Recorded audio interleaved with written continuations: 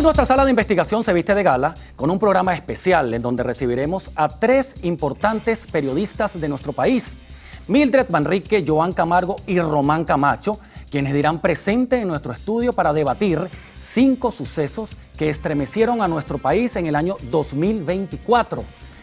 Esta noche contaremos con la presencia de estos 3 profesionales de la noticia, que nos dirán qué, cómo, cuándo y dónde ocurrieron estos sucesos que iremos desarrollando a lo largo de nuestro programa. Pero antes de comenzar, les recordamos que pueden descargar la aplicación Televen Stream totalmente gratis, con solo escanear el código QR que aparece en pantalla. También los invitamos a que interactúen con nosotros a partir de este momento en nuestras redes sociales, utilizando la etiqueta Rostros DLC.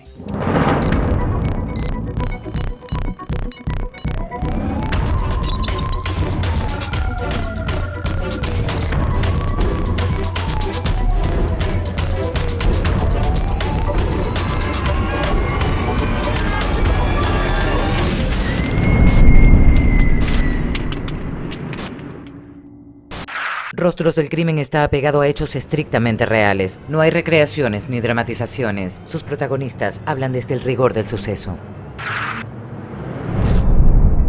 Para comenzar a desarrollar los 5 casos impactantes de esta noche, le vamos a dar la bienvenida a los 2 primeros periodistas. Ellos son Mildred Manrique y Joan Camargo. Bienvenidos. Adelante, Gracias, colegas. Bienvenido, Joan. Muchas gracias. Esta es nuestra sala de investigación, bueno, ya ustedes la conocen. Así es. Y vamos a tratar temas importantes. Vamos a comenzar con uno de los casos, que es el de la periodista, también colega, Mercedes Herrera. Lamentablemente ya desapareció el 30 de septiembre de este año 2024 y bueno, días después consiguieron su cadáver. Mildred, quiero comenzar contigo. Este tipo de noticias tan crudas, cuando se habla de una mujer, ¿cómo fue para ti conocer este caso en primera instancia? La conocía de cerca por ser vecinas en Altamira y que, bueno, parte de la comunidad también la conocía. Ella entrenaba o le gustaba subir a Sabasnieves. Su casa está a 100 metros de la montaña. Y todos quedamos sorprendidos porque no sabíamos realmente qué era lo que había pasado. Aunque ella no estaba ejerciendo la comunicación, tenemos colegas en común que Claro. sí son o sí eran amigos de ella y nos llamaban y nos preguntaban que si sabíamos algo, que era lo que había pasado. Fue un caso al principio bastante raro porque ella era muy tranquila y nunca nos imaginamos incluso lo que se descubrió posterior a su muerte. Muchas hipótesis circularon, David, en ese momento. Claro, y sobre todo por la desaparición repentina. Porque, Joan, tú que siempre estás en la calle cubriendo los sucesos, el día que te enteraste de esto, ¿qué se dijo al principio? ¿Cómo se llevaron esas investigaciones para determinar luego lo que realmente había pasado? Mira, en un principio nos enteramos de su desaparición, salieron muchos flyers a través de las redes sociales. Ella era comunicadora, como bien lo dice Mildred, y varios colegas nos hicieron llegar, bueno, la información sobre su desaparición. En un principio se hablaba de que la última información que se tuvo es que ella le avisó a su familia que iba a subir a Sabasnieves y eso, digamos, fue la última información que se tenía sobre el caso. Porque también era extraño que ella se desapareciera repentinamente, ¿no? Sí, claro, ella era una persona súper tranquila y no tenía, digamos, un perfil como para que ocurriera ese tipo de situación. Después, cuando transcurren las 72 horas de su desaparición, la División de Víctimas Especiales asume el caso. Eso fue Esto ya, es 6CPC. Sí, 6CPC. eso fue ya el jueves en la mañana. Cuando ellos ingresan el jueves en la mañana a la vivienda es cuando consiguen su cuerpo en lo que sería el cuarto de visita y ahí es cuando empiezan a notificar, digamos, a todos los organismos correspondientes y ya la División de Homicidios. Ya uno como periodista tiene hipótesis, ¿cierto, Sí, Mildred? claro. Porque uno siempre tiene una hipótesis, pues no son primeramente, no son casos que uno dice, wow, pero ya uno tiene como un aire de que algo pudo haber estado pasando aquí. ¿Qué pensaba Mildred? Por ejemplo, que la habían secuestrado, que una pareja, alguien le había hecho algo o que sencillamente se había extraviado, aunque esa hipótesis de que se haya extraviado en Sabasnieves no era tan porque ella siempre subía. Eso era rutina diaria de ella. Pero sí llama poderosamente la atención que su familia, la mayoría de su familia está en el exterior. Aquí lo que está es un primo de ella. Claro. Y ese primo fue el que avisó que no sabía de ella. Y justamente cuando llegamos nosotros al sitio el jueves en la mañana, cuando consiguieron su cadáver, una pregunta clave que siempre hacemos. ¿Las puertas estaban violentadas? La Claro, que policía es lo dijo, primero que uno no. dice. Entonces ya ahí uno empieza a sospechar como periodista, bueno, también del entorno cercano, qué pudo haber pasado ese día. Y bueno, ya después cuando, digamos, avanzó la investigación fue que determinaron. que Punto ocurrió. clave, $1,000. Se hablaba de esa desaparición de ese dinero. Sí. O sea, eso como que fue la clave, el detonante Sí. de la muerte de esa pobre muchacha. Quizás no sean los $1,000 como tal, sino las personas que propiciaron este hecho. Es decir, se deslumbraron quizás por la casa, porque era una mujer que vivía sola, porque sabía que su familia estaba afuera y evidentemente cuestiones de valor, prendas, porque no fue nada más los $1,000, fueron prendas, a lo mejor percibían que pudiese haber más dinero, pero hoy en día lamentablemente hasta por $100, $500 te pueden hacer daño. Claro. El teléfono celular, Joan. Generalmente nosotros siempre hacemos como un análisis y una hipótesis, uno como periodista que se convierte incluso en un investigador más. Sí. Ahora, el teléfono celular, lo consiguieron en un autobús. Justamente esa era como una pieza extraña en medio de ese caso porque, ok, dicen que se desapareció, pero luego dicen que encuentran el teléfono en una unidad de transporte público Por en Katia, Altamira. Rarísimo, en Altamira. Y bueno, justamente el teléfono fue la pieza clave de la investigación. Pues cuando la policía empezó a hacer la triangulación de llamadas, todo el análisis de lo que eran las llamadas y los mensajes que la víctima había hecho ese día, determinaron que ella ese día había llamado a la señora de servicio, a la chica que de vez en cuando iba a la casa a limpiar. Ella ese día se comunicó con la señora de servicio para que fuese a limpiar la casa. ¿Qué ocurre? Un mes antes del crimen como tal, ella había llevado al novio a que hiciera unos trabajos de jardinería. Y es entonces cuando ellos comienzan, digamos, a maquinar lo que sería el Porque incluso homicidio. a lo mejor no sería ella, a lo mejor era él, la mente maquiavélica, y que se da cuenta de que, mira, mi novia trabaja en un sitio donde es una casa que está sola, porque eso también es lo delicado. Y eso me gustaría tocarlo contigo, Mildred, el tema de la confianza. ¿A quién metes en tu casa? Sí, no, y eso generó mucho temor en todos cuando, o sea, incluso mi mamá me decía, cuidado con quién entra a la casa, porque es delicado cuando tú le abres la puerta a alguien para que te haga un servicio doméstico y pasas, no le pones límites, ¿ok? Hay límites que uno lamentablemente tienes que establecer aquí y en el mundo entero porque tú no sabes qué tiene esa persona en la cabeza, qué problemas puede traer. Pero ella le tenía confianza a la señora de servicio. Sí, porque ya era recurrente el servicio que le daba, pero después fue que se sumó la pareja que la llevó para que le hiciera y puede ser que si en el tiempo anterior eso no se había hecho, pues él lo planificó. La aparición pero de este hombre fue crucial Clave. para cometer el Ahora, crimen. ¿cómo va el caso o cómo continuó el caso en ese momento? ¿Los capturaron más adelante? Quiero que me lo digas tú, Joan, ¿qué? Sí, mira, bueno, para seguir un poco con el caso. El día, ese lunes, la señora de servicio va a la casa y deja una puerta abierta para que después entrara el novio. Y ya cuando entra el novio, la someten a Mercedes. Y es cuando empiezan a preguntarle que dónde estaba el dinero, los $1,000 que ya... Tamaña habían sorpresa escuchado para anteriormente. Mercedes, que es su señora de servicio. Claro. Y de hecho... bueno, ni tan señora, 25 años.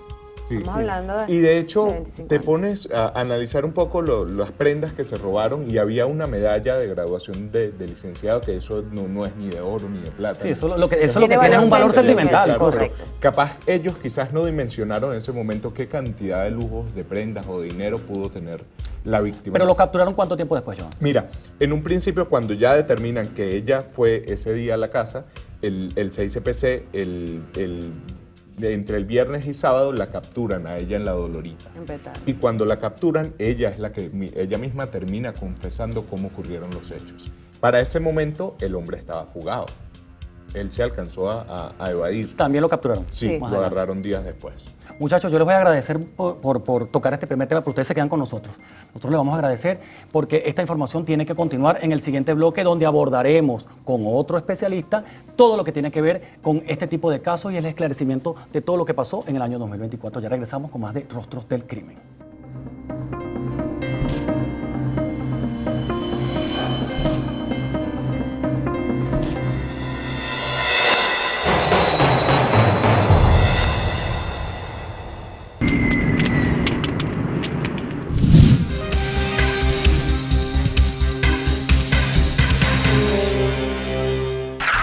El día 24 de agosto del año 2024, los venezolanos nos levantamos con la noticia del vil asesinato de una mujer de 33 años junto a sus 3 hijos, todos menores de edad, en la terraza A del complejo residencial Ciudad Caribia, la cual se ubica en un costado de la autopista Caracas-La Guaira.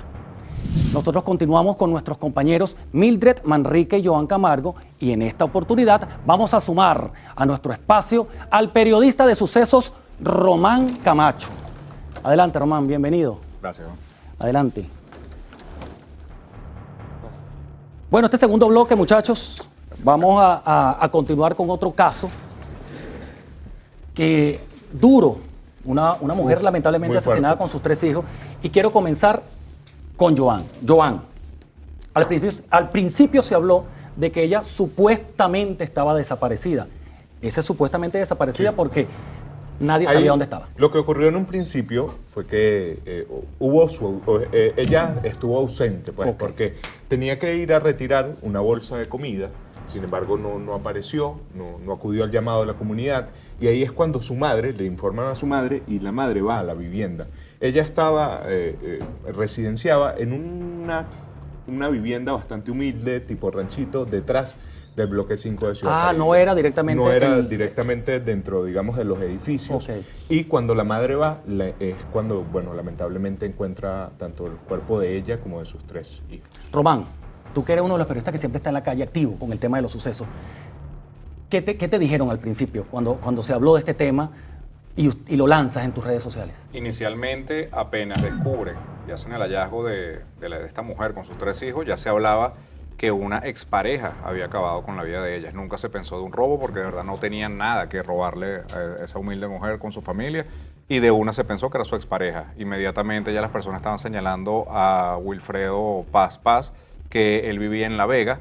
Lo que no se supo, sino que avanzaron ya las investigaciones, él se mantuvo en la vivienda junto a los cadáveres toda la noche hasta que decide irse. Él sí era expareja, pero expareja que se habían dejado y no aceptaba la separación. Sí, ellos habían tenido una corta relación de unos meses y ella lo había dejado porque no veía futuro con él, y bueno, él simplemente no lo aceptó y él ingresa a esa casa a través del techo pensando que ella ya estaba con otra persona. Wow, o sea, que intentó como sorprenderla. Exactamente. ¿De qué manera les quita la vida a los niños? Usando un arma blanca. Los niños, cuando ven que este sujeto ataca a Viviana dentro de la vivienda, que le propina múltiples puñaladas, los niños salen corriendo al baño para intentar ocultarse, pero no tenían ni puerta en esa vivienda, y bueno, el sujeto decide acabar con la vida también de los 3 niños. ¿Cómo llegaron a él, Joan? Mira, las investigaciones policiales, ya cuando empiezan a entrevistar a los familiares y, bueno, se dan cuenta, digamos, de la figura de este sujeto, que además también era señalado por violento, que ya tenía, digamos, una conducta violenta con ella, con la víctima, van y lo detienen para, digamos, hacerle el interrogatorio, y finalmente, bueno, él termina confesando que había cometido el crimen, que ingresó por el techo de la vivienda, como bien lo dice Román, y que lo que se maneja es que él vio una cédula de otro hombre y esto elevó la ira que tenía en ese momento y decidió, bueno, atacarla a ella y posteriormente matar a los niños. Además que, bueno, también después la policía encontró la ropa que llevaba ese día, el arma que utilizó. Claro, ya el tema de la investigación criminal puede llegar a él fácil. Y bueno, ya con su confesión finalmente... Yo quiero tocar el tema importante con Mildred, porque aprovechando que tenemos una dama aquí, este tipo de casos siempre sucede porque a lo mejor, no sé, en este caso, si la mujer elevaría su voz y elevar la voz en entender o decir, soy víctima de violencia. Mildred, tú como mujer, ¿qué se le podemos decir nosotros a estas mujeres que son víctimas de violencia pero que se quedan calladas y lamentablemente mira los casos? Que no lo pueden hacer, no pueden. El silencio es el peor castigo.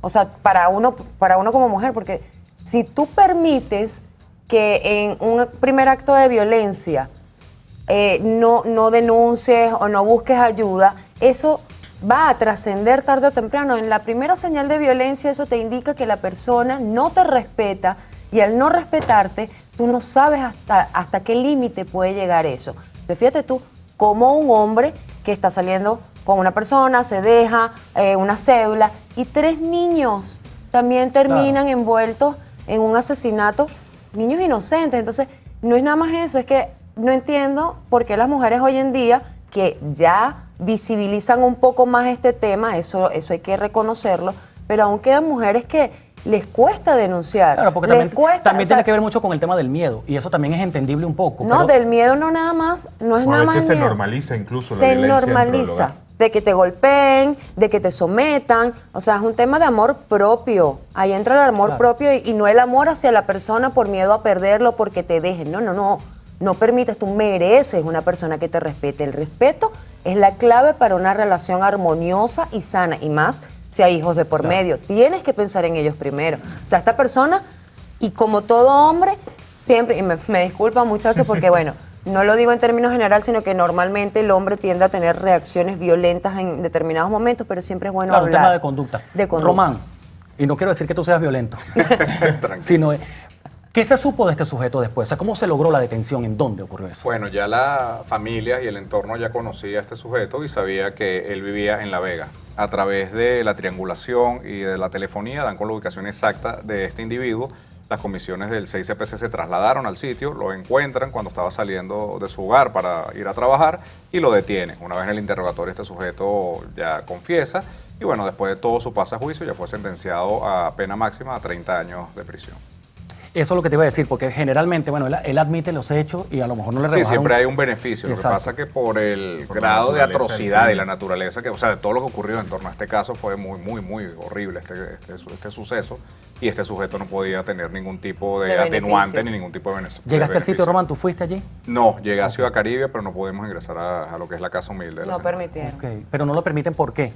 Por Porque fue muy cuestiones atroz. de evidencia, de que están haciendo las investigaciones, las inspecciones técnicas, entonces no permiten que los periodistas nos Digamos que acerquemos al sitio de también suceso. como era un caso muy grande, de mucha notoriedad, en esos puntos los investigadores tienden a ser mucho más delicados con el manejo, digamos, de tanto del caso como de la Sobre todo información. cuando hay Ni niños. una fotografía se filtró del caso, ni del lugar del suceso, ni se vio una fotografía filtrada. Claro, lo atroz era que había menores de edad, habían niños allí, entonces 17 evidentemente y 5 años. más celosos son los pesquisas en cuanto a este tipo de casos. Y hay que respetarlo, por supuesto. Claro. Sí, sí.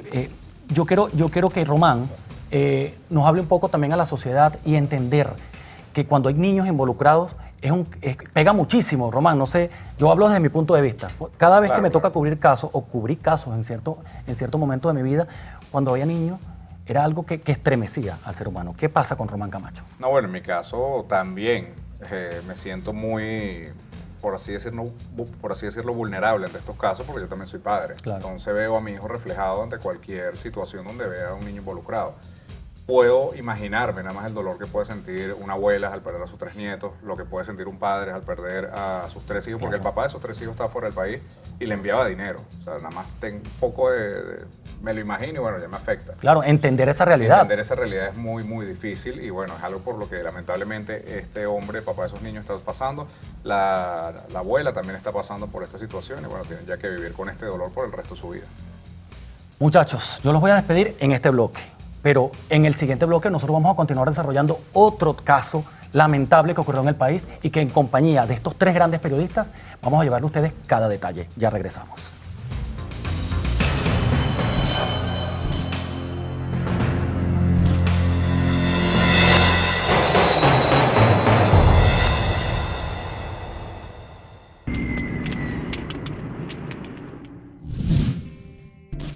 Continuamos con nuestra sala de investigación en compañía de nuestros 3 periodistas, Román Camacho, nuestra querida periodista Mildred Manrique y Joan Camargo.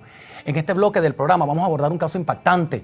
Se trata de un crimen en el que murió un hombre el 26 de septiembre del año pasado en Quinta Crespo, municipio Libertador, aquí en Caracas. Según las fuentes policiales, ese día del crimen, la pareja estaba llegando a su lugar de residencia y fueron interceptados por 2 sujetos armados quienes despojaron al hombre de todas sus pertenencias, le propinaron 2 impactos de bala y el hombre murió en el sitio. Román, ¿qué se sabe de ese caso? ¿Qué se supo al principio? ¿Qué fue lo primero que te llegó? Bueno, al momento en que Ángelo Quintero es asesinado, se estaba hablando de una versión del robo. O sea, que él estaba llegando junto a Catherine Zanoja a su vivienda en las residencias Don Elías. Después de una jornada laboral, él cargaba un efectivo y 2 sujetos en una moto llegaron, le efectuaron 2 disparos, le quitaron el dinero y huyeron del sitio. Y a Catherine no le hicieron nada. En ese momento, en todas esas investigaciones, cuando llega la Policía Nacional, cuando llegan todas las partes que llegan primero al sitio del suceso, ella se veía muy afligida y estaba llorando sobre el cadáver de Ángelo Quintero. En ese momento llega la hija mayor de él junto a su pareja y de una ya ellos notan algo diferente o algo raro en ella y dicen, ya va, pero es que ella estaba muy apurada porque esa noche, antes de que cometieran el robo, la hija y su pareja iban a comprar unas hamburguesas porque Ángelo quería comer hamburguesas y estaban diciendo, mira, vayan ustedes a comprarla, tráiganmela al galpón, comemos y después nos vamos. Y Katherine estaba pujando vámonos del sitio, tenemos que llegar a la casa, estoy cansada, no quiero seguir aquí, y eso lo vieron raro. Y en ese momento cuando la ven ella muy afligida, llorando, pero ya ella había tenido un cambio de actitud las semanas previas, la hija notó esa sospecha, no le gustó y empezó a hablar con las autoridades diciendo que investigaran a Katherine, porque no confiaba en esa versión de los hechos. Claro, sobre todo el tema de la conducta, Mildred, porque siempre dice que la mujer tiene un sexto sentido y ustedes se dan cuenta de que algo raro está pasando. Claro. No, y la sangre, o sea, estamos hablando de la hija, o sea, es mi papá, ya va, ven acá. ¿Quién mejor que ella para saber quién es su papá? Y uno normalmente, por naturaleza, cuando el padre de uno no, está con otra persona que no es la madre de uno la analiza y uno aprende a estudiar a esa persona porque, bueno, mira, está con mi papá. Y es probable que a lo mejor esa pareja tenía problemas, me imagino. Sí, tenían problemas desde que inició la relación, porque Ángelo conoce a esta mujer, a Katherine, en una camioneta de transporte público. Simplemente se llamaron la atención, él estaba llegando a su galpón y es que la ve, bueno, hay una química y desde ese momento inicia la relación. Empiezan a salir, empiezan a conocerse mejor y se casaron. Tuvieron una hija en común, pero todos esos meses y años previos a este desenlace ya habían problemas con la familia de Ángelo. Ya ella siempre quería alejar a su hija mayor y a su hijo mayor del entorno que ella estaba creando con Ángelo. Prácticamente levantó sospechas dentro de la familia. Totalmente. ¿Qué se supo de eso? O sea, ¿cuál fue la verdadera causa de ese crimen, Mildred? Ella quería, en medio de esa relación que estaba ya mal, quedarse con el negocio que tenían en común, porque es una empresa de estampados. ¿Ok? Una empresa de estampados y, bueno, obviamente ella tiene participación por haber sido la esposa de él y ella quería quedarse con eso, pero más allá es que ella tenía una relación extramarital, una o varias. Se habla de una y varias, no sabemos cuántas porque, bueno, hasta ahí no llego, pero... Claro, que esa es la información que nos filtran a nosotros. Exactamente, y que a través de esa relación extramarital es que se planifica el hecho. Y esa persona, que es de los Valles del Tuy, contrata a 2 sicarios. De robo, las autoridades del Cuerpo de Investigaciones Científicas Penales y Criminalísticas determina que no era robo, sino sicariato, porque hasta el celular también se lo llevaron en ese momento, pero ella no le quitaron absolutamente nada. ¿En qué momento lo determinan, Román? Lo determinan a los pocos días que inician las averiguaciones. Ya una vez que empiezan a interrogar a la hija de Ángelo, ella empieza a mencionar las actitudes sospechosas que estaba teniendo Katherine. Ellos se habían separado semanas atrás y ella estaba como que volviendo a la relación con él y ya estaba como que esa relación rota, porque ya Ángelo le había dado un contrato muy grande que había recibido para estampados y unos negocios que le estaban saliendo, había dado la mayor participación a su hija mayor y eso ya había creado como una discordia con Katherine. Pero prácticamente el caso lo resolvieron, diríamos que en tiempos récord, ¿no? Sí, súper rápido. Una vez ya que tienes todos los elementos probatorios y ya hablaste con la hija que dijo que hay una situación extraña y ya llevas a Katherine a ser interrogada y notas incongruencias en su testimonio, ya sabes que ella tiene algo que ver, hasta que, bueno, después, gracias a todas las labores de investigación, los interrogatorios, ella decide confesar y dice sí que tiene una relación extramarital y que este sujeto junto a ella planearon este sicariato. $5,000 pagaron por esto. Imagínate. $5,000 pagaron. Casi nada. O sea, y lo curioso es que el amante está prófugo todavía. Eso quería hablar con Joan para integrarlo en esta discusión, y es el análisis criminalístico. Generalmente, todo se descubre siempre por un teléfono. O sea, ¿qué tan clave fue el teléfono?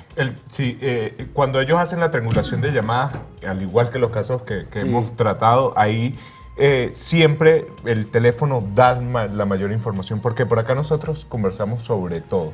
Y bueno, fue una pieza, digamos, fundamental en este caso. Y bueno, así se fue desarrollando, digamos, la investigación. Además que en el teléfono de ella también encontraron muchas conversaciones. Claro, me imagino. Que también daban, porque de hecho, y lo decía Mildred, la policía en las conversaciones, en lo que tenía ella en su Cuando teléfono, el vaciado de- determinaron que tenía más de 10 conversaciones con personas con las que presuntamente tenía relaciones sentimentales. El tema también de uno complacer a su esposa. Exactamente. Resulta que, bueno, ella Y mientras más tenía, más quería. La frialdad, ¿no? Porque a ella la ven llorando encima del cadáver. Contrata unos Luego mariachis en el contrata unos velorio. mariachis para el velorio. O sea, Toda una creó parafernalia. todo un plan. Exactamente. Ok, Román, ¿qué se sabe de esta mujer? Catherine Zanoja ya se encuentra tras las rejas junto a 2 de los implicados, mientras la policía sigue buscando al amante de ella que participó en este O sea, sicariato. todavía hay otra persona por allí. Que está prófuga. Y me imagino que a lo mejor hay una red completa. Sí, totalmente. De ahí tienen que haber más implicados que se sabrá en los próximos meses. No, No y quiero todo ser- esto pasa por subestimar a las autoridades, subestimar las investigaciones, porque no es nada más la triangulación de los teléfonos. Siempre va a haber un cabo suelto. No hay crimen perfecto. Exacto, eso es lo que te iba a decir. Y la mente maquiavélica de la mujer, ¿hasta dónde puede llegar? Incluso porque compartías con el hombre la cama, la relación diaria, el Estás trabajo. durmiendo con el enemigo. en Prácticamente. teoría. Totalmente. Entonces, a veces uno dice, ¿de qué Y forma lo vamos a preparar? hay que cuidar mucho el círculo cercano. Mira, nos hemos dado cuenta que durante este último año la mayoría de los homicidios son cometidos por el círculo cercano Sí. a la víctima. O sea, ya el tema de la delincuencia y de esas altas cifras ya no las estamos viviendo y la mayoría de los crímenes son cometidos por el entorno. Entonces tenemos que estar muy pendientes No, y conocer bien con quién nos vinculamos. Y todos estos crímenes tienen un patrón muy claro, que han dado señales, han dado esos pequeños indicios que, mira, es una relación problemática y tienes que salir de ella y simplemente, bueno, las personas por amor, o en el caso de Ángelo Quintero, por tener una hija en común con ella, no quería separarse. Claro, también. Bueno, muchachos, agradecido con estos datos tan importantes que esclarecimos un poco este caso nosotros. Pero en la próxima parte de nuestro programa vamos a conocer un caso impactante. Este ocurrió en Barquisimeto, Estado Lara. Ya regresamos con este caso que vamos a desentrañar aquí en nuestra sala de investigación.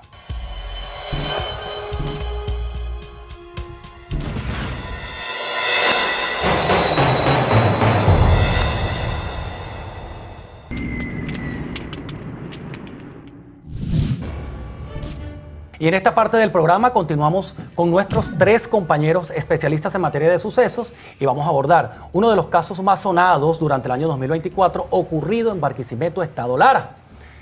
En esa oportunidad, el sábado 26 de octubre del año 2024, un padre de familia fue asesinado en la carrera 22 con la calle 13, ahí mismo en Barquisimeto. Por esta razón, nuestros 3 compañeros queremos conocer algunos detalles sobre lo que ocurrió ese día. Vamos a comenzar con Mildred.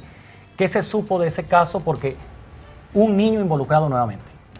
Sí, es que estamos hablando de eso, de que algo está ocurriendo en la cabeza de las personas que quien menos te imaginas te puede hacer daño. Venía el papá con la esposa y el niño de 3 años caminando por la comunidad donde viven y ahí estaban pasando por un negocio de un árabe y el niño, o sea, el local estaba recién pintado, la fachada. Un y local comercial. Un Sí. local comercial. El niño, como todo niño, tenía algo en la mano, un lápiz, un color, algo, venía con eso y pasó y rayó la pared. Ok. Y este hombre se enfureció de tal manera que empezó a gritar o a decirle cosas al niño y el papá dice, ya va, no sé qué. Y en ese interín, él sacó un arma de Wow. fuego. Wow. Es muy duro, o sea, ya va. O sea, estamos hablando de un niño que es inocente, o sea, es una inocencia. Te rayó la pared, bueno, mira, yo vengo y te la pinto otra vez, disculpa. No, él de una vez se fue, Claro, sacó un arma reaccionó de esa forma, violenta. incluso delante del niño y también delante de la esposa. Joan, este tipo de sucesos impacta muchísimo porque, claro, lo dice Mildred, el tema de la inocencia del infante pasó, rayó, pero lo enfurecido del sujeto, o sea, cómo llegar a actuar de esa manera cuando el papá te está enfrentando y dispararle. Sí, bueno, en las investigaciones que practicamos sobre este caso y todas las fuentes policiales que consultamos, además, nos enteramos de que esta persona, el victimario, tenía registros policiales. El comerciante. Sí, Ok. por el tema bueno, que le Violencia. había presentado violencia, Ok. hechos de violencia. Y ya, bueno, te da a entender un poco del perfil de esta persona, porque, bueno, o sea, estamos hablando de algo superfluo. O sea, Claro. es una pared que rayaron, además, a un niño. O sea, el nivel de intolerancia que puede llegar a tener una persona para cometer un homicidio. No, y por sobre esta todo para tontería. dispararle incluso delante de su esposa allí. Sí. Porque lo que sí, dentro de la investigación que nosotros hacemos, nos damos cuenta de que el sujeto bueno, le da un solo impacto de bala en el 3. costado izquierdo, ¿no? 3. Y bueno, Disparó sale tres directamente al hospital y fallece. Pero ¿qué se sabe después de este sujeto, de este comerciante? Después de haberle disparado. Está en fuga. Ok. Está en fuga. Y bueno, se le dictó orden de captura, ya el tribunal le emitió la orden de captura en su contra, pero hasta el momento no, digamos, no lo han logrado aprender por parte de las autoridades. Lo que me llama la atención es que tú dices que él ya tenía unos registros policiales por violencia. Entonces, a veces también es difícil incluso enfrentarse a ese tipo de personas, porque tú no sabes quién tiene o no tiene registro. O sea, este es violento, cuidado, ¿cómo le dices? También lo que me imagino dentro de la discusión era ese tema del reclamo acalorado. A lo mejor no era la mejor manera con que ese comerciante se dirige a un niño o incluso a lo mejor al papá, porque el niño no iba a estar solo. Sí, evidentemente, y lo vemos en la mayoría de los casos, cómo una discusión por una tontería termina convirtiéndose en una verdadera tragedia. O sea, ya cuando una persona saca un arma, ya digamos que hay una intencionalidad de hacer un daño mayor. O sea, y bueno, también lo que entendimos fue que la víctima, de hecho, también tenía varios registros, entonces ya podemos entender un poco ahí el nivel ¿por qué lo acalorado de la discusión? de discusión que se generó y que, bueno, terminó en este desenlace fatal. Y quería tocar ese tema para incorporar a Román aquí. Sobre todo el tema de tener la violencia tan directa, el tema de evitar de que este tipo de situaciones ocurran, pero sobre todo que hemos visto cómo lamentablemente nuestra sociedad se ha hundido en el tema de la delincuencia, pero sobre todo por cosas sobre todo una discusión de tránsito, una discusión porque a lo mejor te me coleaste por el tema de la viveza criolla. O sea, Román, ¿cómo logramos entender esa sociedad que lamentablemente siempre actúa bajo la violencia? Mira, es difícil entenderla y decir que debemos entenderla también es un error. Aquí lo que tenemos que hacer es crear ya campañas y para tratar la salud mental. Aquí hay personas que están, por así decirlo, con un problema de salud mental, que no quieren aceptar ese problema, que no quieren tratarlo, no quieren ir a un psicólogo, simplemente porque dicen, bueno, voy a un psicólogo y ya demuestro debilidad, y no es el deber ser. Tú tienes que acudir a un psicólogo y es lo que se está viendo hoy en día. Venimos de una pandemia desde el 2019 hasta el 2021 que estuvimos, bueno, que eso afectó a la sociedad, no solo en Venezuela, en todo el mundo lo afectó. Entonces, bueno, estamos arrastrando con todo ese estrés que vivimos, más el estrés de la situación país, más el estrés de lo que podemos tener dentro de una relación, en nuestro entorno, y ahora cualquier pequeño incidente puede simplemente detonar una locura en ti, y bueno, simplemente suceden estos casos que con víctimas lamentables. Pero la esposa de este sujeto estaba ahí. Cuando este comerciante le dispara delante de ella y delante de su hijo. Ese hombre herido, ¿qué se supo después de él, Joan?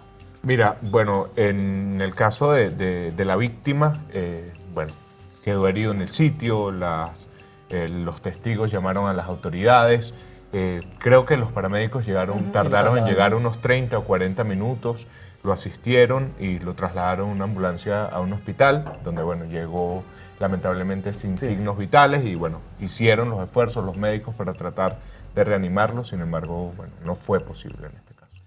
Qué duro. Eso genera en esa persona, la esposa de él y el niño, traumas emocionales. Entonces son personas que también deben recibir ayuda porque vienen de un trauma emocional. Eso, como decía Román, nunca vas a superar una pérdida y menos en un contexto violento. Entonces, claro, también, y yo siendo un poco más salomónico, viendo a un niño de 3 años que fue testigo presencial de la muerte de su papá, un niño de 3 años, a lo mejor con el tiempo, que ya incluso esa memoria creo que se pierde, porque es un niño de 3 años, a lo mejor no lo recuerda del todo. No, pero ese niño crece y ese niño investiga, ese niño busca, y estamos en la era donde todo queda registrado en internet y ese niño va a conseguir información y va a conseguir quién asesinó a su papá bajo cómo sucedió todo esto, no es lo mismo, y que él estuvo presente en ese momento. No es lo mismo cuando nosotros teníamos esa edad, que la memoria sí es corta. Exacto, hoy en blanco día y negro los televisores. no te abuses, pero sí, hoy en día ese niño va a crecer y un amiguito o el hermano del amiguito le va a decir, es que yo vi cuando a tu papá, ¿sabes? Y la mamá se lo tiene que decir en algún momento, porque a medida que vas creciendo... Claro, la ausencia de tu papá. No está sí, no, iba a preguntarlo. Al niño lo va a preguntar cuando ya crezca. Y todo esto, o sea, parte de que uno no dimensiona y que no se sienta la culpable cantidad el niño después de problemas que puede generar una discusión. Sí, es verdad. Entonces siempre yo considero que la mejor batalla es la que se evita, sin duda alguna. Muchachos, bueno, nosotros aquí tocamos estos temas, si nos ponemos muy creativos continuamos, pero vamos a hacer una pausa y Al regreso vamos a conocer otro caso interesante que lamentablemente estremeció, pero esta vez Guarenas en el estado Miranda. Ya regresamos.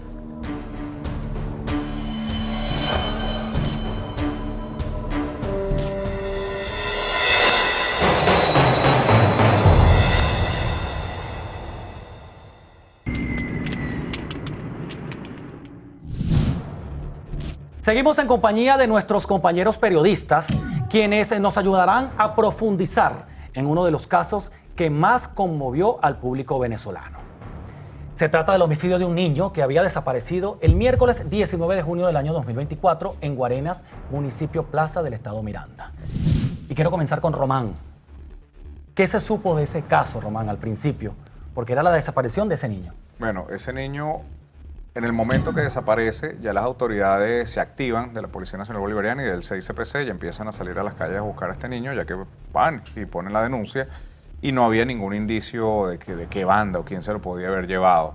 No había registro de audiovisual ni por cámara de seguridad ni ningún tipo de evidencia que dijera, mira, si este niño fue raptado o secuestrado, ya que eso era lo que estaba alegando el padrastro del niño. Este padrastro estaba diciendo que, bueno, él simplemente lo fue a buscar y cuando fue a buscarlo nunca pudo buscarlo en el colegio y desde ese momento se desconocía su paradero. Y él estaba diciendo después de los días que desde la cárcel del Rodeo le estaban mandando mensajes pidiéndole una suma de dinero para dar información o fe de vida sobre el niño. Claro, yo recuerdo que ese día hubo una visita del ciudadano presidente en Guarenas. Y estaba como todo muy convulso por el tema político, habían unas marchas, unas concentraciones. Y recuerdo que ese día fue cuando se notificó que el niño había desaparecido, que el niño estaba con su padrastro. Ahora, nosotros nos preguntamos, ¿cómo dejar a un niño solo con el padrastro? ¿Qué se sabía de la mamá, Joan? Sí, la mamá en ese momento, bueno, lo que supimos es que estaba trabajando y el padrastro era quien se encargaba de buscarlo en el colegio.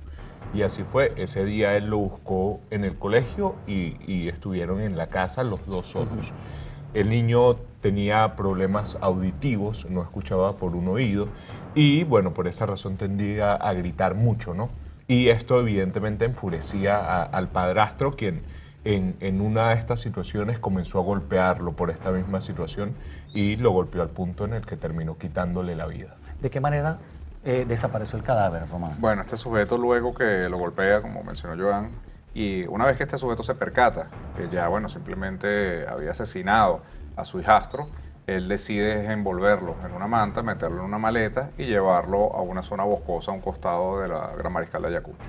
Claro que nos imaginamos después que hicimos las investigaciones del caso era que él aprovechó incluso la concentración política que había en la zona como para salir más rápido Sí, porque todas las autoridades estaban enfocadas en la seguridad en ese momento de la locución que estaba llevando a cabo el presidente en ese momento, sí, en esa localidad. Claro. Ahora, lo que más nos sorprende, Joan, es cómo un sujeto puede simular tanto que no cometió el crimen, ese padrastro. Porque generalmente cuando suceden este tipo de cosas, nosotros siempre vamos a sospechar de la persona directa. O sea, ¿qué te enteraste en ese momento? ¿Qué pensaste? Bueno, él siempre fue uno de los principales sospechosos porque era quien estaba con el niño en ese momento.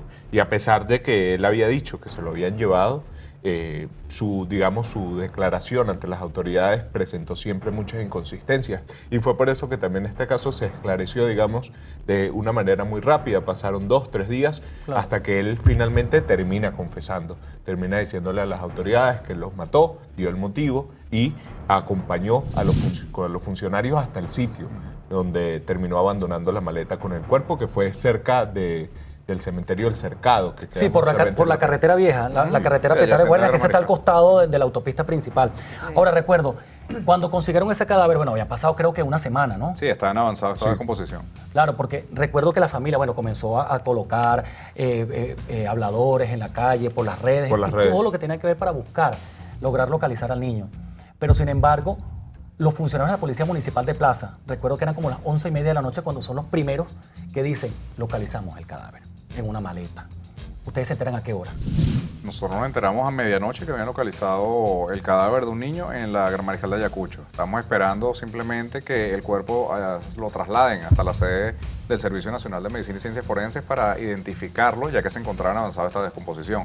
Una vez que es identificado en la mañana, es que se confirma y damos la información de que se trataba Porque de este niño. nos habían comentado que al parecer era el niño, ser. pero no, digamos, Claro, no tenía la por un tema información. científico uno no puede decir no lo eso. podía Exactamente. Responsabilidad. De responsabilidad más que todo, porque ya los detectives sabían que era Por el la niño, ropa. el sujeto estaba en el Ya sitio lo y había dio confesado. la ubicación de la maleta, ya se sabía quién era, pero bueno, ya falta la parte oficial. científica y oficial para uno poderlo decir. Ahora, se dijo en un momento, Joan, que ese sujeto estaba bajo los efectos de los estupefacientes, que bueno, estaba tomando con un amigo, el niñito estaba solo con él le gritó. ¿Qué te dijeron los funcionarios a ti? Mira, el perfil que manejaban del victimario en este caso era que era una persona que ingería licor, que era violento además también. Y bueno, todo este tipo de escenarios generó muchas sospechas en él. Claro. No era un hogar, digamos, tan funcional en el que, digamos, pudiera haber un ambiente normal. No era este caso, lamentablemente. Y bueno, todo el perfil de él dio a entender de que pudiera haber sido él. ¿Condenado? Sí, condenado ya tras las rejas y sentenciado. ¿Cuántos años? 23 años y 8 meses lo condenó el tribunal primero. de Casi que control. pena máxima, pero por admitir, ¿no? Sí, por haber admitido, él sí tuvo el atenuante y el beneficio al momento Pero de la mínimo. sentencia. Sí, pero mínimo, fue lo mínimo lo que Dos estableció. delitos: homicidio calificado y simulación de hecho punible. Claro, porque incluso hay una muchacha involucrada, que es la que supuestamente recibía los mensajes de que el niño estaba secuestrado, que desde el penal le estaban diciendo. O sea, ella también fue detenida. Creo que ella fue la primera que detuvieron, ¿no? Sí, pero por la culpabilidad del hecho, directamente el victimario. Ah, en el caso de ella se no queda Sí, detenida. no queda detenida porque simplemente ella no estuvo directamente involucrada al caso y simplemente recibió un mensaje. Ahora, si analizamos a ese sujeto, él dentro de su confesión dijo el por qué abiertamente había asesinado a ese niño. Sí, él dijo simplemente que lo sacó de quicio porque no le prestaba atención, él Wow. lo estaba regañando y no le hacía caso, él seguía haciendo bulla, seguía gritando y bueno, simplemente decidió golpearlo. Muchachos, reflexión final. Quiero que me den una reflexión final cada uno de ustedes y sus redes sociales, por favor. Román. Bueno, mis redes sociales, rcamacho bctla. La única reflexión que yo puedo dar es que no discutamos en la calle, no tengamos estos ataques de ira. Y también es muy importante que evaluemos la salud mental, que cada quien se evalúe. Piense, mira, de verdad yo tengo un problema que enfrentar, tengo que solicitar ayuda de algún psicólogo, de algún profesional de la salud. Eso es el primer paso que hay que dar, es aceptarlo y luego buscar la ayuda para así evitar este tipo de desenlaces fatales que, bueno, simplemente no acabas con la vida de tu víctima, sino también con tu vida. Mildred. La prevención, el autocontrol, el buscar ayuda, prevenir antes que lamentar. Yo creo que eso es clave en nuestra vida y en el entorno social en el que vivimos actualmente, en donde quien menos te imaginas te puede hacer daño. Entonces desconfía hasta de tu sombra. Eso no significa que tienes que vivir con temor, no en lo absoluto, pero aprende a ser un poco egoísta con tu vida personal, con lo que haces, con lo que muestras y con quién eres. Porque no todo el mundo es tu amigo, no todo el mundo quiere lo mejor para ti y sobre todo para que te protejas a ti y protejas a tu propia familia. Esa es mi recomendación. Mis redes sociales @milmanriqueoficial. Joan, para finalizar. Ok, yo creo que en la situación social que estamos enfrentando actualmente hay que cuidar mucho el vínculo personal, con quién tratamos, a quién le decimos lo que tenemos, con quién nos relacionamos, a quién buscamos como pareja, a quién metemos en nuestra casa, porque es lo que estamos viendo ahorita. La mayoría de los crímenes son cometidos por personas cercanas a las víctimas, entonces creo que eso es muy importante, valorar mucho eso y estar muy pendiente a quién, digamos, le abrimos la puerta de nuestra casa y en la calle prevenir, o sea, evitar cualquier tipo de problema, no sabemos a quién nos enfrentamos, no sabemos qué está ocurriendo en la mente de esa otra persona que capaz sale a la calle con 1000 problemas y sin justificar la violencia puede terminar, digamos, en algo lamentable. Quizás por una tontería, por una mala palabra, porque se te atravesó, porque te cruzó un hombro. Y vale la pena perder una vida por eso, vale la pena dejar a tu hijo solo, a tu esposa solo, dejar tu hogar desamparado por una discusión. Creo que no, ¿verdad? Redes sociales. @JoanCamargo- en Instagram y @JoanMCamargo- en TikTok. Muchachos, agradecido con ustedes de verdad por venir a esta sala de investigación y hablar un poco en relación a esos 5 casos que estremecieron la opinión pública en Venezuela en el año 2024. Gracias. Nosotros les recordamos que ustedes pueden aclarar todas sus dudas enviándonos un mensaje, por eso les comparto nuestros puntos de contacto. En Instagram, usted nos consigue con @rostrosdlc. También tenemos a su disposición nuestro correo electrónico rostrosdelcrimen@gmail.com para que nos hagan llegar casos, comentarios que nosotros bien sabremos responderles.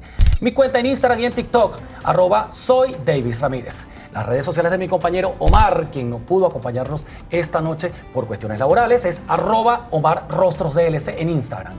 La cita es el próximo martes, cuando nuevamente nos sentemos frente a frente con los rostros del crimen.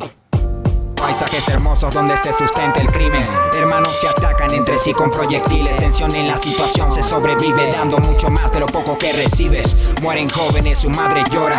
Plegarias no callan el cantar de la flor. Las generaciones se pierden con el paso de las horas. Y ahora, unos son presas y otros devoran. Calles de sorpresas como la caja de Pandora, donde mantengo la esperanza a pesar del diluvio. Y la superación y el estudio como refugio. Sigo caminando en estos suelos sin que me detenga el miedo. Mis palabras son reflejos. Entiendo lo que siente el pueblo porque soy parte de ello. No importa color ni pensamiento, es el mismo espejo. Voceros de los que quedan, también de aquellos que partieron. Unidad es lo que quiero, espero.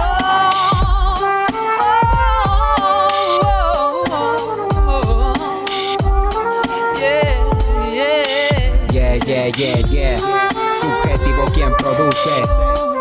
Proverso, Valeria Áñez.